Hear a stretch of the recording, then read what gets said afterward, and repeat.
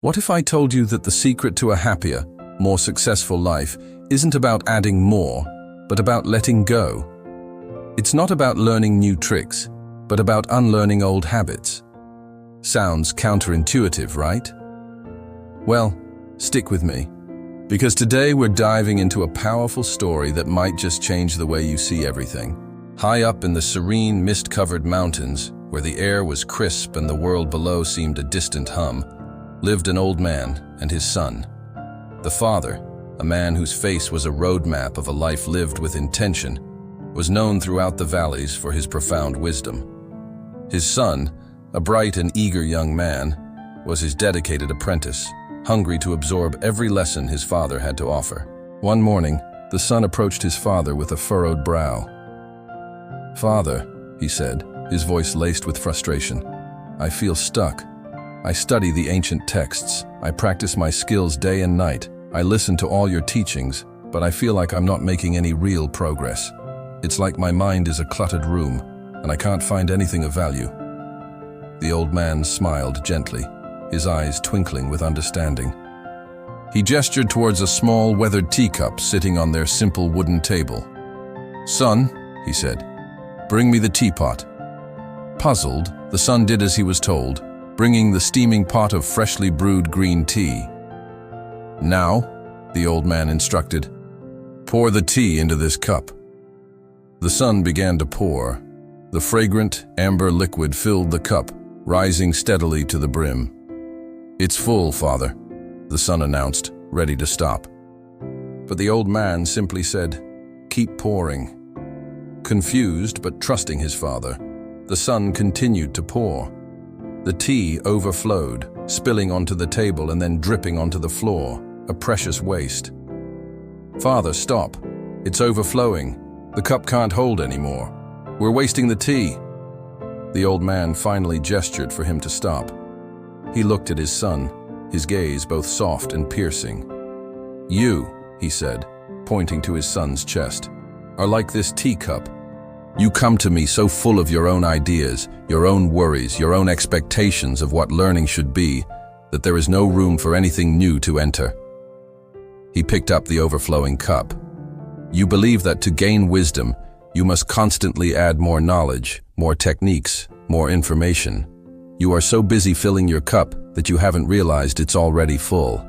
You cannot pour new tea into a cup that is already brimming." The son stared at the mess on the table. The spilled tea, a stark visual of his own mental state.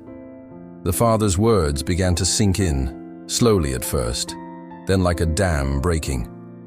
The old man continued, his voice calm and steady like the mountain itself. "The first step to true learning, to true progress, is not to add, but to empty. You must empty your mind of preconceived notions. Empty it of the fear of not being good enough. Empty it of the constant chatter of what you think you already know. Only an empty cup can be filled. Only an open mind can truly receive." This simple act, this seemingly wasteful overflow of tea, was a profound lesson. The son realized he had been approaching his growth like a frantic collector, hoarding bits and pieces of information without ever creating space for true understanding to take root. His mind was so noisy with his own efforts that he couldn't hear the quiet voice of wisdom. That day, the son's training took a different turn. It wasn't about learning more, but about unlearning. His father taught him to sit in silence, not to think, but to simply observe his thoughts as they floated by like clouds without judgment. He learned to walk through the forest not to identify every plant and animal, but to simply be present, to feel the moss under his fingertips, to hear the symphony of the birdsong without needing to name each singer. He learned to empty his mind. This wasn't about becoming ignorant or passive. Far from it. It was about creating a state of pure receptivity. By letting go of the desperate need to know, he started to truly understand. By quieting his internal monologue, he began to perceive the world with a clarity he'd never experienced before. Think about it in our own lives. We are constantly bombarded with information. Our phones buzz with notifications. Our calendars are packed with appointments, and our minds race with to-do lists and anxieties about the future. We try to solve our problems by thinking harder, by consuming more content, by piling on more pressure. We are all teacups, filled to the brim and overflowing. We worry about a presentation at work, replaying it in our minds over and over. We stress about a conversation we had, dissecting every word. We carry the weight of past mistakes and future fears. Our cup is full. There's no space for creativity, no room for peace, no possibility for a fresh perspective. The lesson of the empty cup is a call to action. It's an invitation to practice mental decluttering. This could be through meditation, spending time in nature, journaling, or even just taking a few deep breaths and consciously letting go of a racing thought. It's about giving yourself permission to not have all the answers, to not be in control of everything. When the son finally learned to empty his cup, his progress was astonishing. His skills sharpened not because he practiced more, but because his practice was more focused, free from the clutter of self-doubt.